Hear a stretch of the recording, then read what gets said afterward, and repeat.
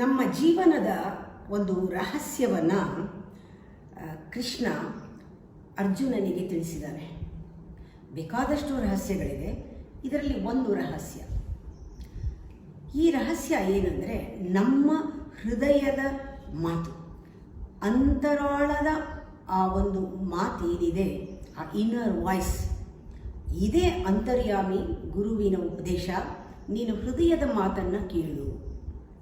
ಯಾವಾಗ ನೀನು ಹೃದಯಾಂತರಣದ ಆ ಮೌನದ ಮಾತನ್ನು ನೀನು ಕೇಳ್ತೀಯ ಸೂಕ್ಷ್ಮವಾಗಿ, ನಿನ್ನಲ್ಲಿ ನೀನು ಡಿವೈಡ್ ಆಗಲ್ಲ. ಅಂದರೆ ನಿನ್ನಲ್ಲಿ ನಿನಗೆ ದ್ವಂದ್ವ ಇರಲ್ಲ, ನಿನ್ನಲ್ಲಿ ಆ ಡ್ಯುಯಾಲಿಟಿ ಇರಲ್ಲ, ಆ ಸೆಪರೇಟ್ನೆಸ್ ಇರಲ್ಲ. ನೀನು ಯಾವಾಗ ನಿನ್ನ ಹೃದಯದ ಮಾತನ್ನು ಕೇಳಿದಾಗ, ಯಾರ ಮಾತು ಆವಾಗ ಕೇಳಬೇಕಾಗಿಲ್ಲ. ನೀನು ಯಾವತ್ತೂ ತಪ್ಪು ದಾರಿಗೆ ಹೋಗಲ್ಲ, ಸರಿಯಾದ ದಾರಿಯಲ್ಲಿ ಹೋಗ್ತೀಯಾ.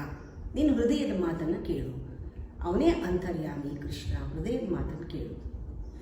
ಎಲ್ಲ ಗುರುಗಳು ಹೇಳೋದೇನು, ನಿಜವಾದ ಗುರುಗಳು ಹೇಳೋದು ಹೀಗೆ: ನನ್ನನ್ನು ಅನುಸರಿಸಬೇಡ, ನಿನ್ನ ಒಳಧ್ವನಿಯನ್ನು ಅನುಸರಿಸು. ಆಗ ಎಲ್ಲರಿಗೂ ಡೌಟ್ ಬರುತ್ತೆ, ಈ ಮೆದುಳಿನ ಮಾತು ಯಾವುದು, ಹೃದಯದ ಮಾತು ಯಾವುದು? ನನ್ನ ಮೈಂಡ್ ಏನು ಹೇಳ್ತಾ ಇದೆ, ಇಂಟೆಲೆಕ್ಚುವಲ್, ಲಾಜಿಕಲ್, ಅನಾಲಿಟಿಕಲ್ ಟಾಕ್, ಅದೇನಿದೆ ಅದು ಸರಿನಾ? ಹೃದಯದನ್ನು ಯಾವ ರೀತಿ ಅದರಿಂದ ಬೇರೆ ನೋಡೋದು ಹೇಗೆ, ಇದರ ವ್ಯತ್ಯಾಸ ಏನು? ಹೃದಯದ ಮಾತಿಗೂ ಮನಸ್ಸಿನ ಮಾತಿಗೂ ಅಥವಾ ಬುದ್ಧಿ ಮಾತಿಗೂ ಅಥವಾ ಅಹಂಕಾರದ ಮಾತಿಗೂ ಏನು, ಹೇಗೆ ಕಂಡುಹಿಡಿಯೋದು ಅದನ್ನು ಅಂತ ಒಂದು ಪ್ರಶ್ನೆ ಒಂದೊಂದ್ಸತಿ ಬಂದ್ಬಿಡುತ್ತೆ. ತುಂಬ ಜನ ನನ್ನನ್ನು ಕೇಳಿದ್ದಾರೆ, ಹೇಗೆ ನಾವು ಡಿಸ್ಟಿಂಗ್ವಿಷ್ ಮಾಡೋದು? ಇಲ್ಲಿ ಒಂದು ತಿಳ್ಕೋಬೇಕು, ಕಾಣದೇ ಇರೋದಕ್ಕೆ ಕಾಣ್ತಾ ಇರೋದನ್ನು ಎಲ್ಲ ಕಾಣದೇ ಇರೋದರ ಪಾದಕ್ಕೆ ಹಾಕಿ ಬಲಿ ಕೊಡಬೇಕು ಅಂತ ಯಾವ ಉಪನಿಷತ್ತು ಹೇಳಿಲ್ಲ. ಅಂದರೆ ಪ್ರತಿಯೊಬ್ಬ ಮನುಷ್ಯನ ಮನಸ್ಸು ಅಂದರೆ ಆಸೆ, ಆಸೆಯೇ ಎಲ್ಲದಕ್ಕೂ. ಇದನ್ನ ಇಚ್ಛಾಶಕ್ತಿ ಅಂತ ಹೇಳ್ತೀವಿ. ಈ ಆಸೆಯ ಬೇರನ್ನ ಯಾವತ್ತೂ ಕತ್ತರಿಸಬಾರ್ದು. ಅದು ಕಾಣ್ತಾ ಇಲ್ಲ, ನಮ್ಮ ಆಸೆ ಬೇರೆ ಎಲ್ಲಿದೆ, ಅದು ಆರಿಜಿನ್ ಎಲ್ಲಿ ಅಂತ ನಮ್ಗೆ ಗೊತ್ತಿಲ್ಲ. ಆದರೆ ಆಸೆ ಬೇರನ್ನು ನಾವು ಕತ್ತರಿಸಬಾರ್ದು. ಯಾವಾಗ ಆಸೆ ಬೇರನ್ನು ನಾವು ಕತ್ತರಿಸೋದಿಲ್ಲ, ನಮಗೆ ಜೀವನದಲ್ಲಿ ಸಾಧ್ಯತೆಗಳು ಏನೇನಿದೆ ಅಂತ ಗೊತ್ತಾಗುತ್ತೆ. ಆಸೆ ಬೇರನ್ನು ಕತ್ತರಿಸದೆ ಆಸೆಯನ್ನು ಇಚ್ಛೆಯಾಗಿ ಪರಿವರ್ತಿಸಬೇಕು. ಇಲ್ಲೇ ಮನಸ್ಸಿನ ಡಿಸಿಪ್ಲಿನ್ ನಂಬರ್ 1. ಮನಸ್ಸನ್ನು ಆಸೆಯಿಂದ ಇಚ್ಛೆಯಾಗಿ ಬದಲಾಯಿಸಿದಾಗ ನಮಗೆ ಬೆಳೆಯುವ ವಿಕಾಸದ ಒಂದು ವಿಸ್ತರಣೆಯ ಒಂದು ಇದು ಬರುತ್ತೆ, ಆ ಒಂದು ಸಾಧ್ಯತೆ. ಹೌದು, ಪಾಸಿಬಿಲಿಟಿ ಇದೆ, ನಾನು ಕೂಡ ವಿಸ್ತಾರವಾಗ್ಬೋದು, ವಿಶಾಲವಾಗ್ಬೋದು, ಬೆಳಿಬಹುದು ಅನ್ನೋದು ಆ ಮನಸ್ಸಿನಲ್ಲಿ ಏಳುತ್ತೆ ನಾವು ಆಸೆಯನ್ನು ಬದಲಾಯಿಸಿದಾಗ. ಒಂದನ್ನು ಜ್ಞಾಪಕ ಇಟ್ಕೋಬೇಕು, ಆಸೆ ಯಾವತ್ತೂ ಕೂಡ ಅದು ಇಚ್ಛೆ ಆದರೆ ಅದರಲ್ಲಿ ಗುರಿ ರಹಿತವಾಗಿರುತ್ತೆ, ನಂಬರ್ 1. ಎರಡನೇದು ಅಪ್ರೇರಿತವಾಗಿರುತ್ತೆ. ಮೂರನೇದು ಇದು ಪರಿಶುದ್ಧವಾಗಿ ಸತ್ವಪೂರ್ಣವಾಗಿರುತ್ತೆ. ಇದೇ ಇಚ್ಛಾಶಕ್ತಿಯ ಗುಣ. ಬರೀ ಆಸೆ ಅಲ್ಲ, ಆರ್ಡಿನರಿ ಆಸೆ ಅಲ್ಲ. ನಾವು ಆಸೆಗಳನ್ನು ಯಾವತ್ತೂ ಕೂಡ ಪರೀಕ್ಷಿಸಬೇಕೇ ಹೊರತು ಅದನ್ನು ಹಾಳು ಮಾಡಬಾರ್ದು, ವಿರೋಧಿಸಬಾರ್ದು. ಇದು ನಂಬರ್ 2 ಡಿಸಿಪ್ಲಿನ್. ಆಸೆಯನ್ನು ವಿರೋಧ ಮಾಡಿದ್ರೆ ನಾವು ನಮ್ಮ ಒಂದು ಅಸ್ತಿತ್ವವನ್ನೇ ವಿರೋಧ ಮಾಡಿದಂಗೆ. ನಮಗೆ ನಾವು ವಿರೋಧಿಗಳಾಗ್ಬಿಡ್ತೀವಿ ನಮ್ಮ ಆಸೆನ ವಿರೋಧ ಮಾಡಿದ್ರೆ. ಆಸೆಯನ್ನು ವಿರೋಧಿಸಬೇಡ. ಆಸೆ ಅನ್ನೋದು ಒಂದು ಕಿರಣ ಅಂತ ಹೇಳ್ತಾರೆ, ಆಶಾ ಕಿರಣ ಅಂತ. ಆ ಆಶಾ ಕಿರಣನೇ ನಿಜವಾಗ್ಲೂ ಸೃಜನಶೀಲತೆಗೆ, ಕ್ರಿಯೇಟಿವಿಟಿಗೆ ಆ ಮೂಲಭೂತವಾದದ್ದು. ಆಶಾ ಕಿರಣ ಪ್ರತಿಯೊಬ್ಬರಿಗೂ ಹೋಗಬೇಕು. ಅದೇ ನಮ್ಮ ಒಂದು ಕ್ರಿಯೇಟಿವಿಟಿಗೆ ಮೂಲ, ಆ ಸೃಜನಶೀಲತೆ. ನೋಡಿ, ಇವಾಗ ನಾವು ಕಂಪೇರ್ ಮಾಡ್ಕೊಳ್ಬೇಕಾದ್ರೆ ನಮ್ಮ ಜೀವನನ ಪ್ರಾಣಿಗಳದಲ್ಲ, ನಾವು ದೈವತ್ವಕ್ಕೆ ಕಂಪೇರ್ ಮಾಡ್ಕೊಳ್ಳೋಣ. ಈಗ ದೇವರನ್ನೇ, ಆ ಬ್ರಹ್ಮಾಂಡ ಸೃಷ್ಟಿ ಮಾಡಿ ಪರಮಾತ್ಮನ್ನೇ ತಗೊಳ್ಳೋಣ. ಅವನು ಸೃಜನಶೀಲತೆ ಎಷ್ಟು ಚೆನ್ನಾಗಿದೆ, ದಟ್ ಕ್ರಿಯೇಟಿವಿಟಿ. ಬೆಳಗ್ಗೆದ್ರೆ ನಾವು ನೋಡ್ತಾ ಇದ್ದೀವಿ ಎಷ್ಟು ಬ್ಯೂಟಿಫುಲ್ ಆಗಿದೆ ನೇಚರು, ಪರ್ವತ ಇರ್ಬೋದು, ನದಿ ಶಿಖರಗಳಿರ್ಬೋದು, ಎಲ್ಲ ನೋಡಿದಾಗ ಅದ್ಭುತ ಅನಿಸುತ್ತೆ. ಇದೆಲ್ಲ ಪರಮಾತ್ಮನ ಕ್ರಿಯೇಟಿವಿಟಿ, ಅವನ ಸೃಜನಶೀಲತೆ. ಅವತ್ತು ಇವತ್ತು ಯಾವತ್ತೂ ಕೂಡ ಅದು ಅಪರಿಮಿತವಾದ ಆಸೆ, ಇಚ್ಛೆಯಿಂದ ಉಕ್ಕಿ ಹರಿತಾ ಇದೆ. ಇಲ್ಲದೇ ಇದ್ರೆ ಇದು ಮಾಡೋಕ್ಕಾಗಲ್ಲ. ಅವನಿಗೆಲ್ಲಿ ಅಂಥ ಕಾಮನೆಗಳಿದೆ ಪರಮಾತ್ಮನ ಶಕ್ತಿಯಲ್ಲಿ, ಅದು ಉಕ್ಕಿ ಹರಿತಾ ಇದೆ. ಜೊತೆಗೆ ಇದನ್ನು ಹೇಳ್ತಾರೆ, ಇಚ್ಛೆಯ ಒಂದು ಆವಿರ್ಭಾವವಾಗ್ತಾ ಇದೆ ಅಂದರೆ ಸುಳ್ಳಲ್ಲ. ಇದು ಇಚ್ಛೆಯ ಆವಿರ್ಭಾವವಾಗ್ತಾ ಇದೆ.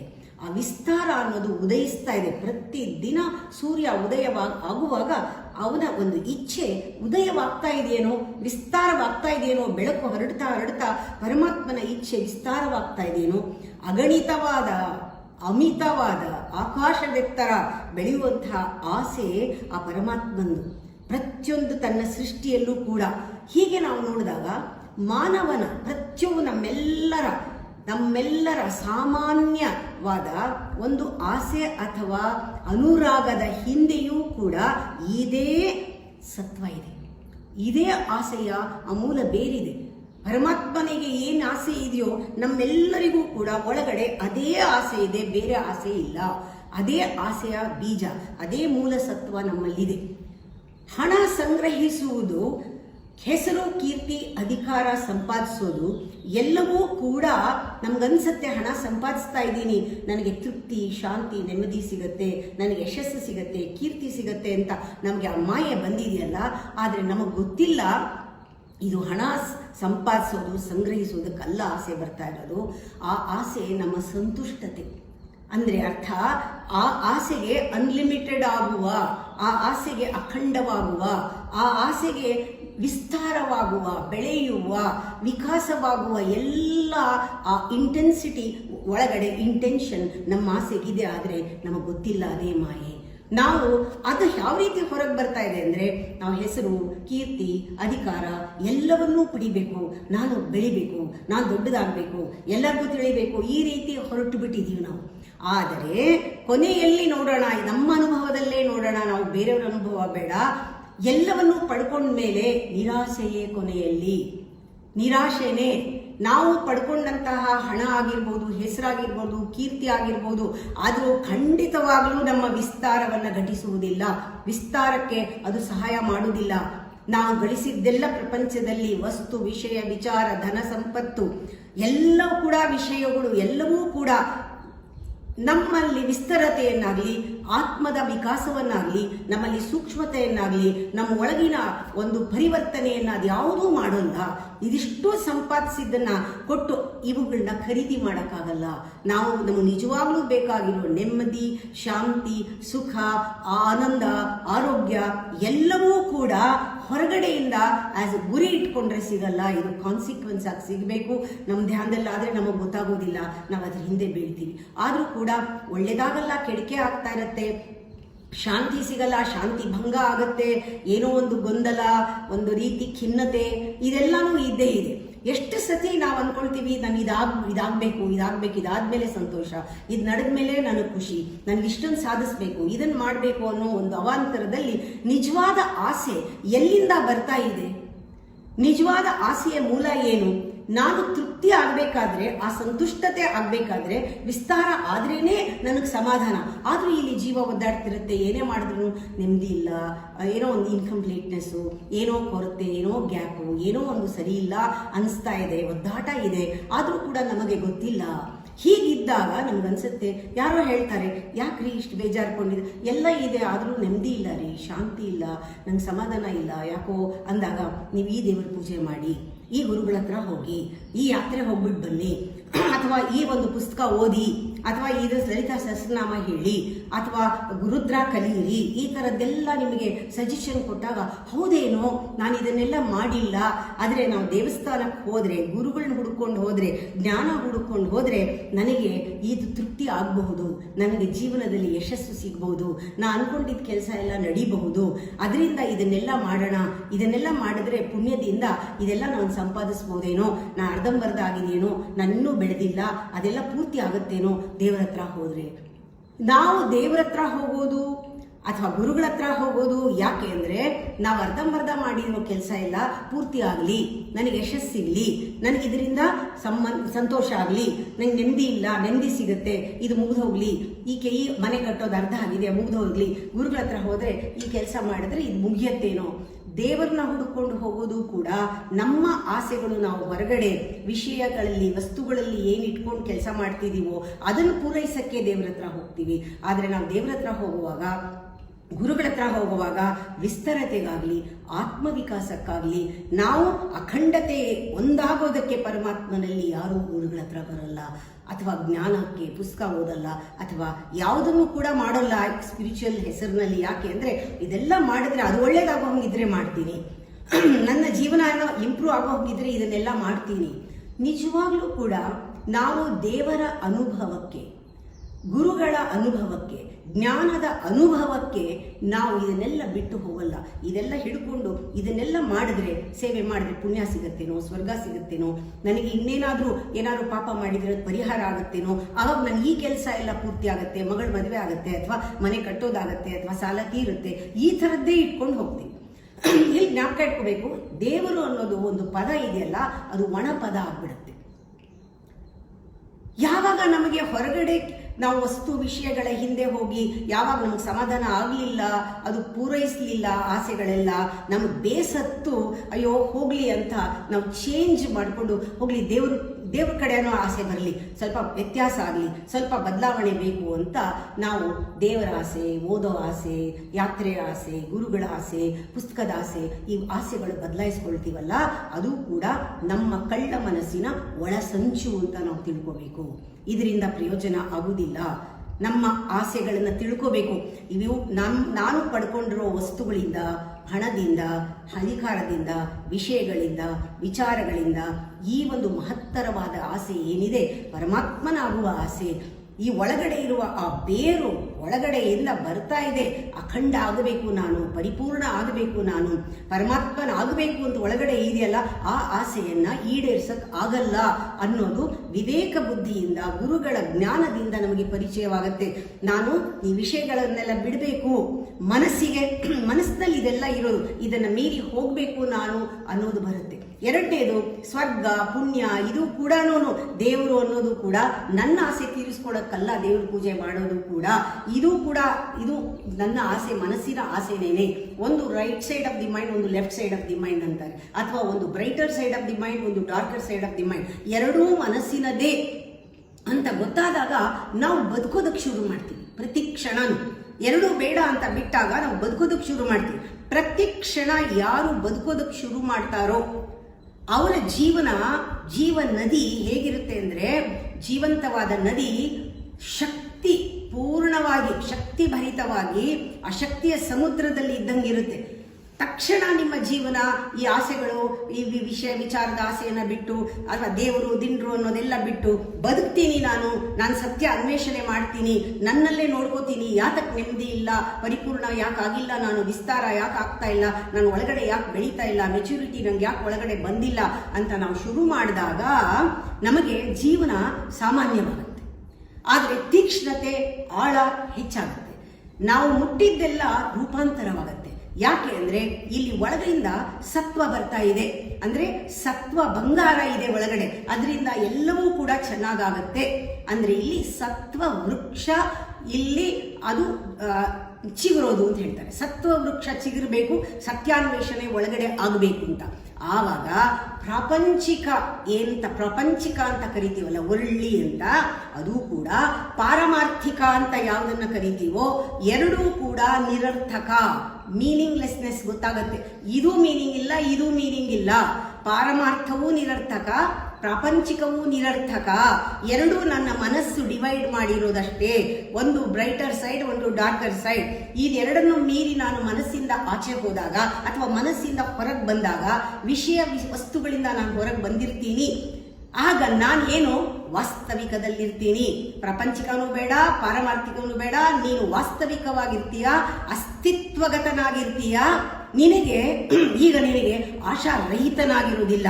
ನಿನಗೆ ಆವಾಗಲೂ ಕೂಡ ಆಸೆ ಇರುತ್ತೆ, ಆದರೆ ಆ ಆಸೆ ಇಚ್ಛೆ, ಅಲ್ಲಿ ಒಂದು ಮಹತ್ ಆಕಾಂಕ್ಷೆ ಇರುತ್ತೆ, ಆ ಇಚ್ಛೆ ಇರುತ್ತೆ. ಅದು ಆ ಆಸೆ ನಿಮಗೆ ಜೀವನ. ಅದೇ ಆಸೆ, ಇಚ್ಛಾಶಕ್ತಿ ಅನ್ನೋದು, ಆ ಶಕ್ತಿ ನಿಮ್ಮ ಜೀವನ, ನಿಮ್ಮ ಉಸಿರು, ನಿಮ್ಮ ಹೃದಯದ ಬಡಿತ, ನಿಮ್ಮ ಪ್ರತಿಯೊಂದು ಕೂಡ ಅದೇ ಆಗಿರುತ್ತೆ. ಇರುವಿಕೆ ಅದೇ ಆಗಿರುತ್ತೆ. ಆ ಆಸೆ ಒಳಗಡೆಯಿಂದ ಬರುತ್ತೆ. ಬೇರೆ ಆಸೆ ಫ್ರೆಶ್ ಆಗಿರೋದು ಒಳಗಡೆಯಿಂದ, ಆ ಶುಭ ಕಾಮನೆಗಳು ನಿಮ್ಮಲ್ಲಿ ಹೇಳುತ್ತೆ. ಇದನ್ನೇ ಚೈತನ್ಯ ಅಂತ ಹೇಳ್ತಾರೆ. ಚೈತನ್ಯ ಇನ್ಯಾವುದೂ ಇಲ್ಲ.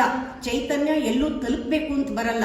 ಚೈತನ್ಯ ನಾನು ಇರಬೇಕು, ಇರುವಿಕೆಯಲ್ಲಿ ಸಂಪೂರ್ಣವಾಗಿ ಬದುಕಬೇಕು, ನಾನೆಲ್ಲೂ ತಲುಪಬೇಕಾಗಿಲ್ಲ, ಇರಬೇಕು ಅಂತ ಬರುತ್ತೆ. ಇದಕ್ಕೆ ಈ ಸ್ಥಿತಿಯನ್ನ ಪತಂಜಲಿ ಏನು ಹೇಳ್ತಾರೆ ಅಂದ್ರೆ ದೀರ್ಘವಾದ ನಿದ್ರೆ, ಕನಸು ಇಲ್ಲದ ನಿದ್ರೆ ಅಂತ ಹೇಳ್ತಾರೆ. ಕನಸಿಲ್ಲದೆ ಇರುವಂತಹ ಗಾಢ ನಿದ್ರೆ ಅಂತ ಹೇಳ್ತಾರೆ. ಇದು ಒಂದು ಸಮಾಧಿಗೆ ಹತ್ತಿರವಾದ ಸ್ಥಿತಿ ಅಂತ ಪತಂಜಲಿ ಹೇಳಿದ್ದಾರೆ. ಇದನ್ನ ಪುನರುತ್ಥಾನ ಸ್ಥಿತಿ ಅಂತ ಹೇಳ್ತಾರೆ. ಈ ಪುನರುತ್ಥಾನ ಸ್ಥಿತಿ ಸಾವಲ್ಲ.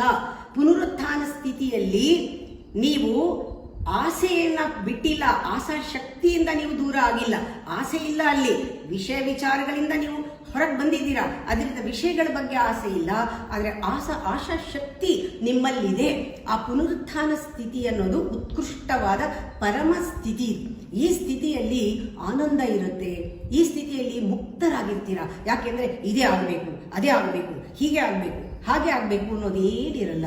ಇದೆಲ್ಲದರಿಂದ ಮುಕ್ತವಾಗಿರ್ತೀರಾ, ಆನಂದವಾಗಿರ್ತೀರಾ. ಒಂದು ರೀತಿಯ ಸುಂದರತೆ, ಖುಷಿ, ಸಂಪೂರ್ಣವಾಗಿ ಒಂದು ಆನಂದ ತುಂಬಿರುತ್ತೆ. ಈ ಸ್ಥಿತಿಯನ್ನ ನಾನು ಪದಗಳಲ್ಲಿ ವರ್ಣಿಸಕ್ಕೆ ನಿಜವಾಗ್ಲೂ ಸಾಧ್ಯ ಇಲ್ಲ. ಈ ಸ್ಥಿತಿ ಹೇಗಿರುತ್ತೆ ಅನ್ನೋದು ನಿಮಗೂ ಕೂಡ ತಿಳುವಳಿಕೆಗೆ, ಬುದ್ಧಿಗೆ ಸಿಗೋದಕ್ಕೆ ಸಾಧ್ಯ ಇಲ್ಲ. ಇದಕ್ಕೆ ಬೇಕಾಗಿರೋದು ಸತ್ಯಾನ್ವೇಷಣೆ. ಅಂದ್ರೆ ಏನು? ಗುರುವಿನ ಒಂದು ಹಿತವಾದ ವಚನ ಅಂದ್ರೆ ಏನು? ನಿಮ್ಮ ಹೃದಯದಲ್ಲಿ ಯಾವಾಗ ನೀವು ಈ ಮನಸ್ಸಿನ ಒಂದು ಪ್ರಾಪಂಚಿಕ, ಪಾರಮಾರ್ಥಿಕ, ಸ್ವರ್ಗ ನರಕ ಅಥವಾ ಈ ವ್ಯಕ್ತಿ ವಿಷಯ ವಿಚಾರ, ವಸ್ತುಗಳು, ಆಸೆಗಳೆಲ್ಲ ಬಿಟ್ಟಾಗ ಹೃದಯದ ಮಾತನ್ನ ಕೇಳ್ತೀರಲ್ಲ, ಅದೇ ನಿಮ್ಮ ಗುರುವಿನ ಮಾತು. ನಿಜವಾದ ಗುರು ಮಾತಾಡೋದು, ನಿಮ್ಮ ಹೃದಯದ ಮಾತು ಎರಡೂ ಒಂದೇ ಆಗಿರುತ್ತೆ. ಇದು ಒಂದು ಟ್ರಾನ್ಸ್ಲೇಷನ್ ಅಂತ ಹೇಳ್ಬೋದು, ಅಥವಾ ಗುರು ನಿಮ್ಮ ಆನಂದವನ್ನ, ಒಳಗಡೆ ಇರುವಂತಹ ಭಾಷೆಯನ್ನ ಪ್ರತಿನಿಧಿಸ್ತಾ ಇದ್ದಾನೆ ಅಂತಲೂ ಹೇಳ್ಬೋದು. ಯಾವಾಗ ಆ ಗುರು ಮಾತನ್ನ ಕೇಳಿದಾಗ ನೀವು ಅನ್ಕೋಬಹುದು ಇದು ನನಗೆ ಒಂದು ಸೇತುವೆ ದೇವರ ಹತ್ರ ಹೋಗೋಕೆ ಅಂತ. ಖಂಡಿತ ಅಲ್ಲ. ನೀವು ಬರೀ ಮಾತನ್ನ ಕೇಳಿದ್ರೆ ಅದು ಗೋಡೆ ಆಗತ್ತೆ, ಸೇತುವೆ ಆಗೋದಿಲ್ಲ. ಗುರುವಿನ ಮಾತನ್ನ ಆಲಿಸಿದಾಗ, ಇವಾಗ ನಾನು ಹೇಳ್ತಾ ಇರೋದನ್ನೆಲ್ಲ ನೀವು ಕೇಳ್ಬಿಟ್ಟು ಬಿಟ್ಬಿಡ್ಬಹುದು. ಆದ್ರೆ ಕೇಳ್ಬಿಟ್ಟು ಒಂದೊಂದು ಪದಗಳನ್ನು ಕೂಡ ತಿನ್ಬೇಕು, ಆಸ್ವಾದಿಸ್ಬೇಕು, ಕುಡಿಬೇಕು, ತಿನ್ಬೇಕು, ಸ್ವಾದಿಸ್ಬೇಕು, ಇದನ್ನು ನುಂಗಬೇಕು, ಅದನ್ನ ಅಸಿಮಿಲೇಟ್ ಮಾಡ್ಕೋಬೇಕು, ಜೀರ್ಣ ಆಗಬೇಕು, ನಿಮ್ಮ ರಕ್ತ ಆಗಬೇಕು, ಅದು ನಿಮ್ಮ ಬೋನ್ ಅಂಡ್ ಮ್ಯಾರೋಗೆ ಹೋಗಬೇಕು. ಒಳಗಡೆ ತಲುಪಿದಾಗ ಆ ವಿಸ್ತರತೆ ಅನ್ನೋದು, ಆ ಪರಿವರ್ತನೆ ಅನ್ನೋದು, ಆ ದೈವಿಕ ಶಕ್ತಿ ಅನ್ನೋದು, ನಿಮಗೆ ಇಷ್ಟ ಆಗೋದೆಲ್ಲ ನಡೆಯೋದು ಎಲ್ಲವೂ ಕೂಡ ರೂಪಾಂತರವು ಘಟಿಸುತ್ತದೆ. ಇದು ಆಗುತ್ತದೆ, ತಾನೇ ಆಗುತ್ತೆ. ಅದು ತಾನೇ ಆಗುತ್ತೆ, ನಾವು ಮಾಡಬೇಕಾಗಿಲ್ಲ. ಆ ಗುರುವಿನ ಜೊತೆ ಆ ಒಂದು ಕನೆಕ್ಷನ್, ಇದಕ್ಕೇನು ಹೇಳ್ತಾರೆ, ಇದನ್ನ ಒಂದು ಮಿಳಿತ ಅಂತ ಹೇಳ್ತಾರೆ. ಆ ಮಿಳಿತಕ್ಕೆ ಒಂದು ತುಡಿತ ಬರಬೇಕು, ಆಗ ಒಂದು ಕರಗುವಿಕೆ ಆಗುತ್ತೆ. ಇಲ್ಲಿ ಈ ತರ ಆಗಬೇಕು. ಹೀಗಾದಾಗ ನಿಮಗೆ ಗೊತ್ತಾಗತ್ತೆ ಮನಸ್ಸಿನಲ್ಲಿ ಏಳುವಂತಹ ವಸ್ತುವಿನ ಹಿಂದೆ ಹೋಗುವಂತಹ ಆಸೆಗೂ ನೀವು ಒಳಗಡೆ ಇರುವ ಇಚ್ಛೆಗೂ ಎಷ್ಟು ವ್ಯತ್ಯಾಸ ಇದೆ.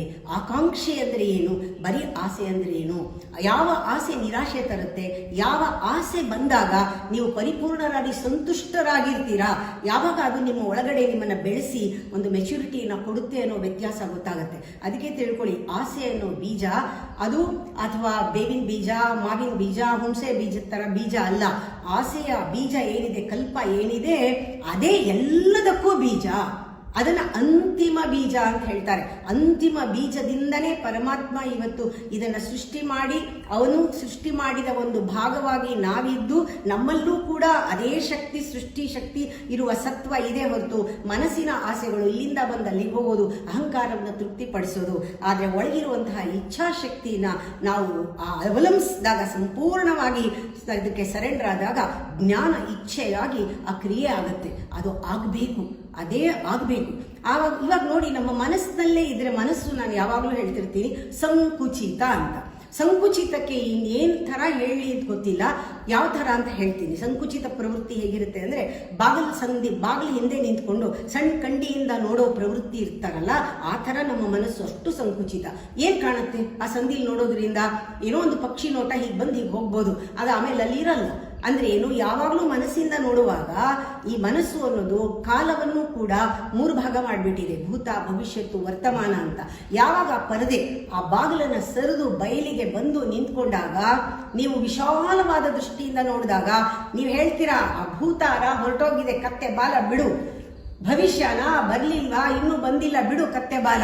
ನನಗಿರೋದು ಈಗ ಈ ಕ್ಷಣದಲ್ಲಿ ಬದುಕಬೇಕು, ನಾನು ಪರಿಪೂರ್ಣವಾಗಿ ಬದುಕಬೇಕು, ಚೈತನ್ಯ ಭರಿತವಾಗಿ ಬದುಕಬೇಕು ನಾನು ಅಂತ ಹೇಳಿ ನೀವು ಡೈವ್ ಮಾಡ್ತೀರಲ್ಲ, ಪ್ರತಿ ಕ್ಷಣದ ಒಳಗೆ ಹೋಗ್ತಿರಲ್ಲ, ಅದು ನಿಜವಾದ ಎಟರ್ನಿಟಿ, ಅದು ನಿಜವಾದ ಶಾಶ್ವತತೆ, ಅದು ನಿಜವಾದ ಸತ್ಯ, ಮನಸ್ಸಿಗೆ ಮೀರಿದ ಶಾಶ್ವತತೆ. ಈ ಥರ ನಾವು ನಮ್ಮ ಮನಸ್ಸನ್ನು ನೋಡಿದಾಗ ಡಿಸಿಪ್ಲಿನ್ ಮಾಡ್ಬೋದು.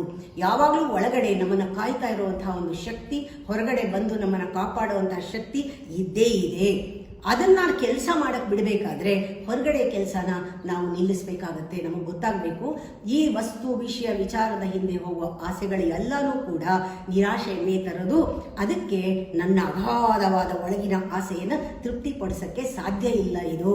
ಅದರಿಂದ ನಾನು ಈ ಪ್ರಾಪಂಚಿಕವಾದ ಆಸೆಯನ್ನು ಕೂಡ ಬಿಟ್ಟು, ಅಥವಾ ಆ ಒಂದು ಪಾರಮಾರ್ಥಿಕ ಆಸೆಯನ್ನು ಬಿಟ್ಟು, ಇದೆರಡೂ ಮನಸ್ಸಿನ ಆಟ ಅಂತ ತಿಳಿದು ನನ್ನ ಇಚ್ಛಾಶಕ್ತಿ ಬಲದಿಂದ ನಾನು ಜೀವನ ಮಾಡ್ತೀನಿ ಅಂತ ಅದ್ಭುತವಾಗಿ ಮನಸ್ಸು ಒಳ್ಳೆಯ ಪರಿಣಾಮವನ್ನು ಕೊಡುತ್ತೆ. ನಾಳೆ ಮುಂದುವರಿಸಿ.